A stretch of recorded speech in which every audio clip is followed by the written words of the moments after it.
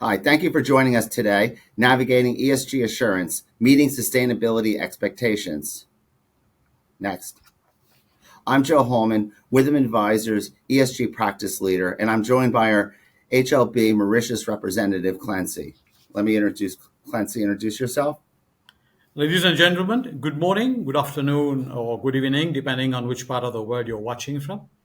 I wish all of you a big welcome to this conference talk. My name is Clensy Appavoo. I'm a chartered accountant in full-time practice, and I'm the senior partner of HLB Mauritius. You will note that Mauritius is a small island in the Indian Ocean on the eastern coast of Africa. My country is a small island economy, and we used to say that the clock is ticking for us in terms of climate change and the fight to achieve our net zero agenda by 2030. We shall today talk about ESG and sustainability, and more particularly on the requirements for ESG reporting.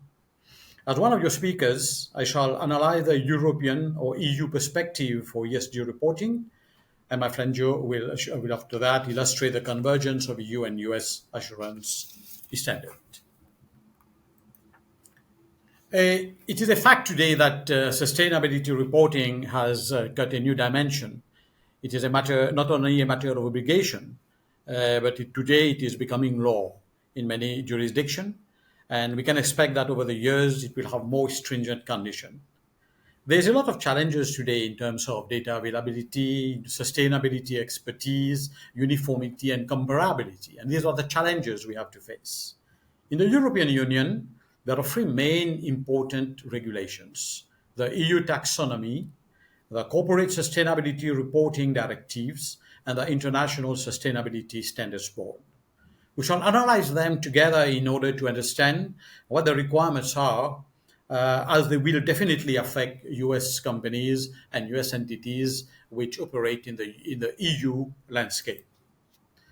I want just to show you this pyramidal representation, which summarizes the journey to standard setting around the world. So a pyramid must be read bottom up. So we'll start from the bottom, where you see sustainable goals of the United Nations. PRI had been set up, greenhouse gas protocol, and after that there has been a series of those goals, which is in the start of the 21st century. And then those goals, they have given rise to frameworks, to reporting frameworks, and we have got a lot of them. So since there is apart from the UN, right, you have a lot of reporting framework which have come in. For example, we have got the ISO, right, the ISO, which has set up a lot of standards concerning what we call today environmental standard. And then from the framework, reporting framework, this goes into each country's regulation. So this is why I was saying in the EU, we've got three main bodies of regulations: the EU taxonomy, the CSRD, which is very important, Corporate Sustainable Reporting Directive, and the SFRD, Sustainable Finance Disclosure Regulation, which is going to affect banks, insurance companies, and so on. So let us take a very short, brief history about the history of ESG reporting in developed countries. And you know very well that in the US there has been in 2022 new rules have been passed over for the climate disclosure.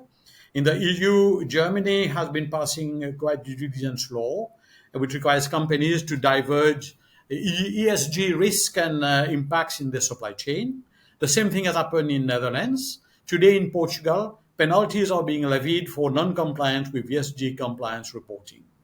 In June last, the European Parliament has approved one of the most important ESG disclosure rules, and this is the Corporate Sustainability Reporting Standard. I'm going to focus a bit more on this during this talk, and let us see a sort of how do we go about the Corporate Sustainability Reporting Directive. So there have been a lot of what we call PIEs today, public interest enterprises, which operate in the EU. They have to disclose ESG performance in the annual report. We know that this has to be a very separate report, which has to be audited by an ESG expert to give assurance of the level of compliance with the standards set. CSRD have been approved by the European Union back since November last year, 2022. And companies have had 18 months to put them into practice, and this will bring you in 2024 when they will start to be monitoring. In fact, CSRD has been built up on the previous directive, European directive, which was called the Non-Financial Reporting Directive, NFRD. The impact in the CSRD is quite immense because NFRD had been affecting some 10, 12,000 enterprises, but there will be now some 4 times that number of enterprises which are going to be affected with those disclosure requirements. And I must say that US enterprises, there are around some 10,000 US enterprises which have got subsidiaries in Europe which are going to be affected by that. So while the US taxonomy standard is mostly a sort of a system of classification, it is important to see how those 3 main elements of disclosure they fit in. I must say that the European Union has, since a few years back, since 2018, has set up what they call the European Green Deal. They have set up a financing Green Deal and an action plan in it, which caters for sustainability growth, European Green Deal investment, and investment plan for the EU. And down the line, they have set up these 3 main sections, these 3 main disclosure requirement, the CSRD, which I've said before, replaces the NFRD, the EU taxonomy, and the SFDR. Now, let us see a bit about how these are connected and how do all of these represent the present landscape that we have now, and this is going to be important for them. Right. You will see that the NFRD, which is the previous directive, it was concerned with companies which was employing only 500 employees before. It started in 2018, and there were 5 main issues, challenges that it was addressing, right? And those challenges were considered environmental matters, social responsibility and treatment of employees, human rights, and anti-corruption and bribery. There was also diversity of company board. But the CSRD, you will see, is going to add on it. But before we look at the CSRD, let us have a look at the EU taxonomy, right, and how it connects to the CSRD. The EU taxonomy, as I've said, is a classification system, essentially, which defines economic activities and which concerns essentially environmental issues. There are 6 environmental objectives which it caters for: climate change mitigation, climate change adaptation, sustainable use and protection of water and marine resources, transition to a circular economy, and the pollution prevention and protection and restoration of diversity. When we talk of the SFRD on the other side it concerns the disclosure requirement which is imposed on banks, on insurance companies. So in fact, on companies operating in the financial market. So all companies which fall within the purview SFRD and EU taxonomy metrics, right? They have to meet what CSRD has predicted for that. Now, the green bean. I would like to come back on this part of the European Green Deal, because there is the connection between CSRD, the EU taxonomy, right, and SFRD, right? And the European Sustainable Reporting Standard, right, requires that as from now on, right, there will be, as from 2024, right, there is an obligation, right, for companies to comply, and the sustainability reporting standards, right, which is being put in place now, is going to be adopted. It has already been adopted in June 2023 and will be released right by June 2024. It is at a level of review actually, whereby there is a lot of comments are being invited from the public, from the profession, and so on. And these are provided that they are going to be obligatory, mandatory as from June 2024. Now, when we talk of the European reporting, sustainability reporting standard, right, which is done by EFRAG, it serves as the operational bone, right, and there are in it some 12 ESRS. I would like to show you, right, how it comes into play, and we would need to go into those details, right, in the sense that there are two cross-cutting, which are general requirements and general disclosure. And then there are some 10 topical standards which deal with environment, social, and there is one which concerns governance. And these standards, right, they are topical.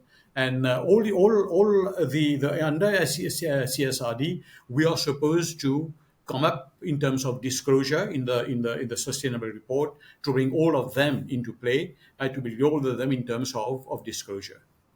And yes, I was telling you there is another thing apart from the standards which are there. They are what we call now the Corporate Sustainability Due Diligence Directive, which we call CS3D. Right, all these form part of the European Green Deal, and it is interconnected with the CSRD. And at a very high level, these are the things which are going to be added into it. There have to be adaptation and integrate a policy for change for supply chain diligence, identify and assess actual and potential adverse human rights, and prevent, mitigate, and seize actual or potential adverse impact, right, and so on. And it is important also now to see to what extent will CSRD, right, and the CS3D, how do they connect together? So I've got a table which shows you, right, the purpose of the two, where one CSRD is to look at the improving reliability and so on. The other one is to look at the due diligence aspect. So these are there. You will see that there are 50,000 UA companies, small and medium, which are going to be affected, and whereas the CS3D would affect around some 10,000 companies. Now, what is the role of the International Sustainability Standards Board (ISSB)? So this is the company. This is the structure, right, which is going to set up, as it has done for IFRS, right, is going to set up standard. We're responsible for the setting up of standard. So we have a big job to do. And you can see on this table here, right, the CSRD and the ESRS, right, how the different connection. On the first, you will see the descriptive part, the companies which are affected, the timeline which is set already for them, the disclosures which are recorded, and then the third-party assurance which is needed. In this part, in this table, you will see about the CSDD, as I've said, the CS3D, as we call it, CSDDD, right? Again, we give you a summary of the different companies which will be affected. The time phrase will be a bit far in the thing. It will be in 2030, and about those disclosure plans which come in.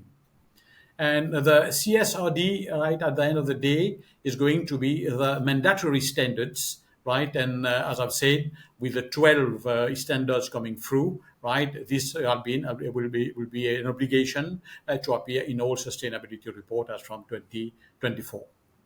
How can European standard sustainability now emerge or converge with corporate reporting with other countries? Because each country would have its own standard coming in. So there are three models which are thought of: cooperation model, some governance model coming in, and so we are going to see new definitions of materiality, right? And we are going to see we'll talk about double level, right, materiality, and this is something that the auditors would have to look into.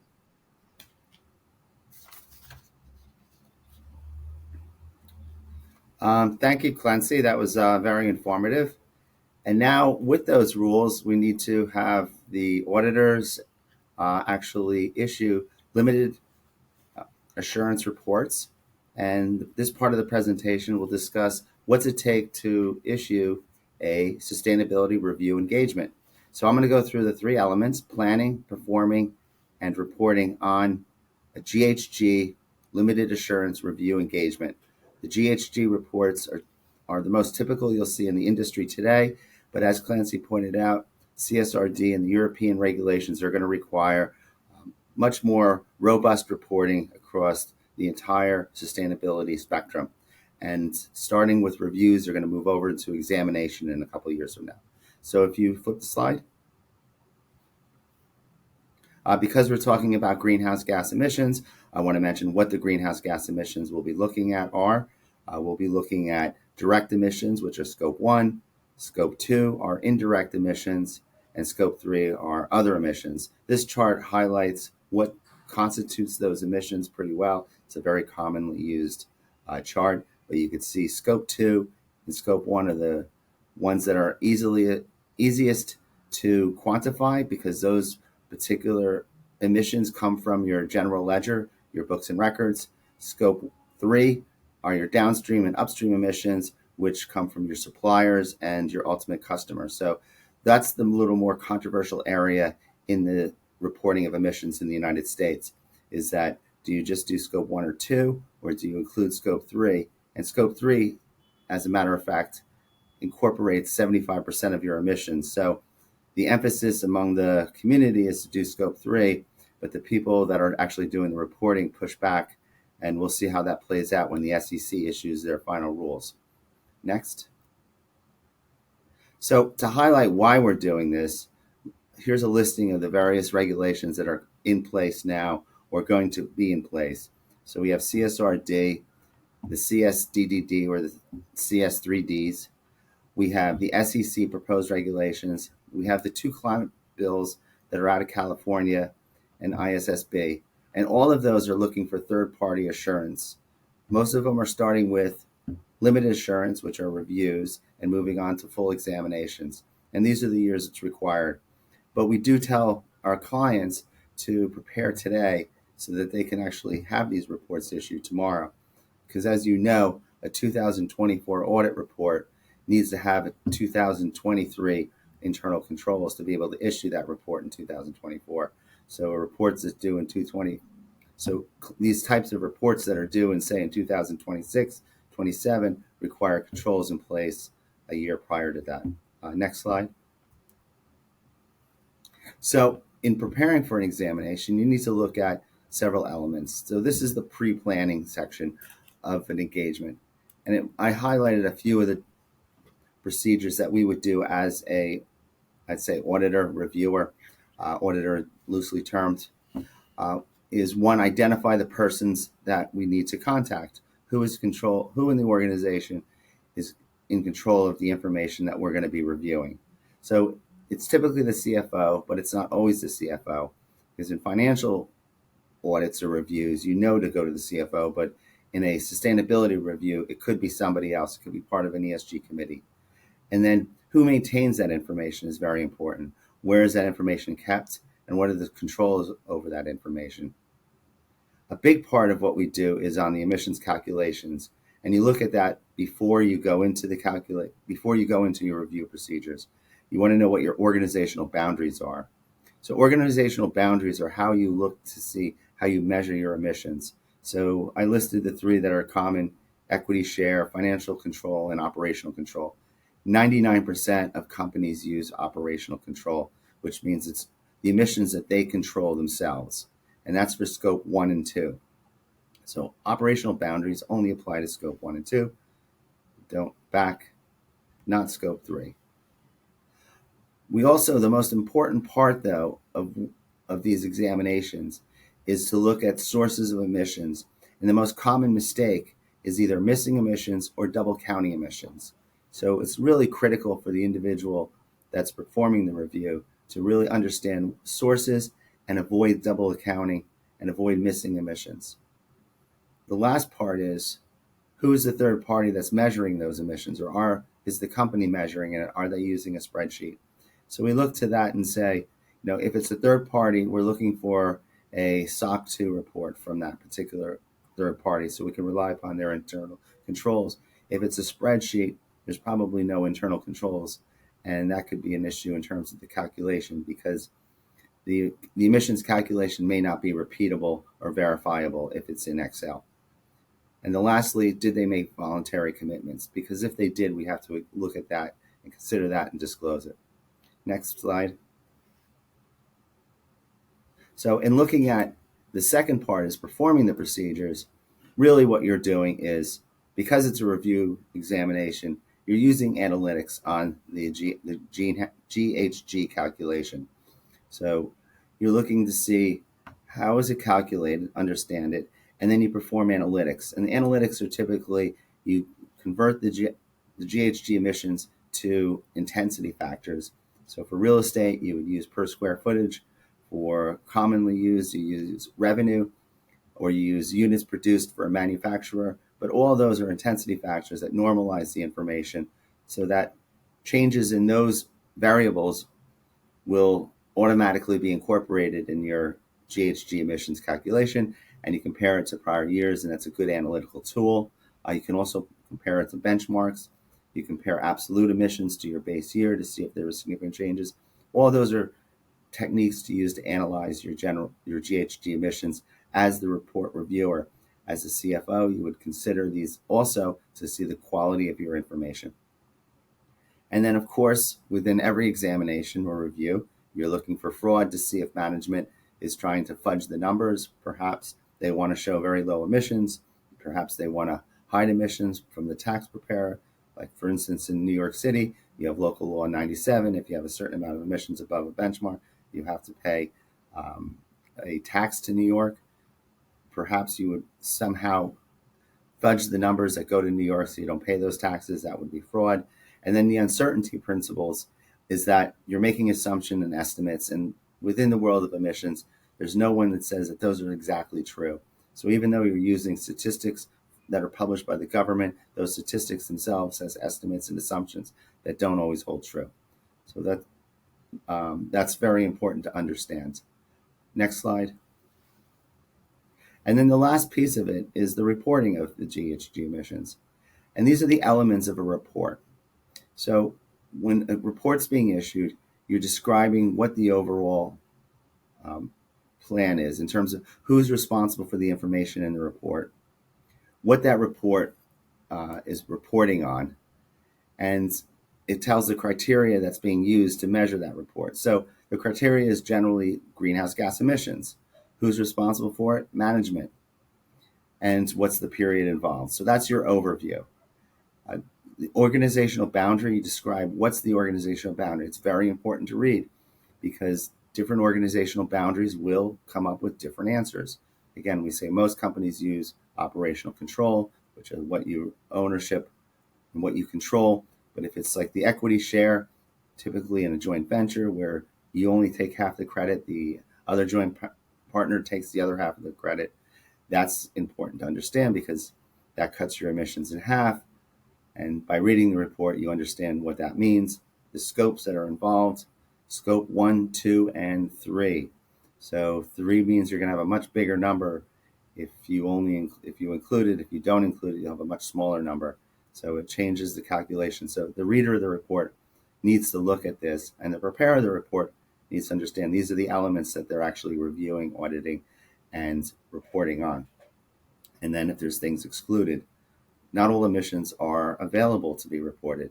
For instance, if you're in an office building, you may not have access to the HVAC emissions that come from the fluorides that go into the HVAC systems. Then you talk about base year, which is the year that everything's measured against. You have estimated methodologies. What's the methodology? What are the assumptions that go into it? Did you use proxy? Did you use actual measurement? How did you come up with the numbers? And then what are those factors and where those factors are from? So uncertainties are also something that the reader should understand, that the information reported in these reports are just estimates and assumptions based upon best guess. So the government takes a best guess at what's the emissions of the electricity that's in your wall. You're taking a best guess on how to measure it, and that measurement is based upon a meter. The meter takes the best guess of how much electricity you're using. It's not 100% accurate, though it is a best guess, and it's what we use, and it's all that we have available. But we do alert the reader that these are all estimates, and it's not the actual assumptions. It's not the actual emissions. They're just assumptions of what we believe the emissions are. So that's how, in the framework of a sustainability review engagement. So to go back and reiterate, we plan it, we look to see what are we measuring, who's responsible for it, avoid double counting. We do our analytical procedures in the performance of it. We're comparing it against benchmarks and intensity factors in the prior year, looking for changes, looking for anything unusual to show that there's a problem in the calculation. And then in the reporting elements, we have it here where we go through these steps to fully lay out the way we look at the report. And for the practitioners in the audience, yes, it looks a lot like a agreed upon procedures report, but it is a sustainability review report based upon the AICPA's guidance in sustainability. That's what I have here. Next slide. And that's really what we have. If anyone has any questions, please put them in the chat and we'll be happy to answer them.